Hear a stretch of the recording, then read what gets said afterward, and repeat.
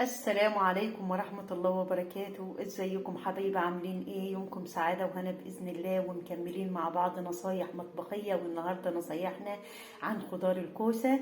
هنقول معلومات لأول مرة تسمعوها تقريبا.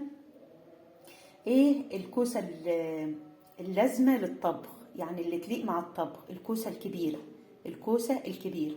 الكلام ده لو انا هاكل الكوسة النهاردة، لو انا هاكل الكوسه النهارده وهخلصها النهارده، هنعمل الكوسه الكبيره اللي انتوا شايفينها دي، تمام؟ او اكبر يعني. طيب، امال لو انا عايزه مثلا الكوسه تقعد يومين ثلاثه مع عندي، يبقى هستعمل الصغيره اللي انتوا شايفينها دي، تمام؟ طيب، لو هستعمل للمحشي خليكم في المتوسطه دي. المتوسطه دي بتبقى حلوه في المحشي. يا رب اكون فدتكم. ما تنسوش تعملوا لي لايك وشير وسبسكرايب. والسلام عليكم ورحمه الله وبركاته.